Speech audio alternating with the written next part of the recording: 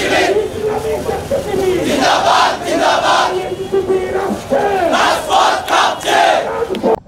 জায়ানবাদী Israel ইতিপূর্বে যত ধরনের মানবাধিকার হরণ করার সকল মানবাধিকার হরণের সকল স্তর তারা পার করেছে, কিন্তু আজকে এবং গতকাল তারা যে ধৃষ্টতাপূর্ণ অবস্থান দেখিয়েছে, এটি বিশ্ব মানবতার জন্য সবচাইতে কলঙ্কজনক ইতিহাস। তারা আমাদের মজলুম নিরীহ ফিলিস্তিনবাসীর উপরে নির্মমভাবে বিভিন্ন সময় আক্রমণ চালিয়ে আমাদের ভাইদেরকে শহীদ করেছে, আমাদের বোনদেরকে শহীদ করেছে, আমাদের শিশুদেরকে শহীদ করেছে, আমাদের বৃদ্ধদেরকে শহীদ করেছে। তারা আমাদের উপরে যেই বর্বরচিত হবে স্ট্রাইক দিয়েছে,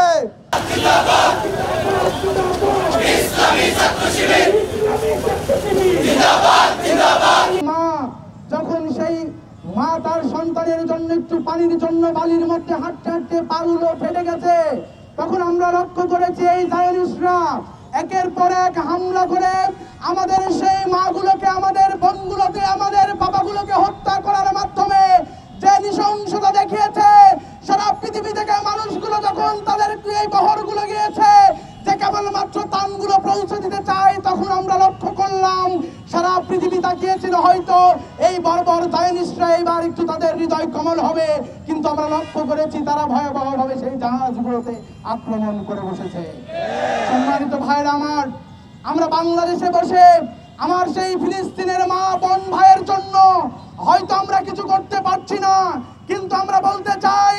আল্লাহ রাসূল সাল্লাল্লাহু আলাইহি সাল্লামের সময় যেভাবে আয়েশা আবু তালিবে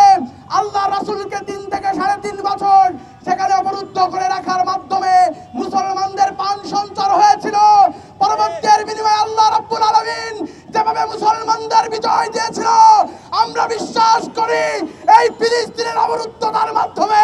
আবার মুসলমানরা থেকে উঠবে ইনশাআল্লাহ।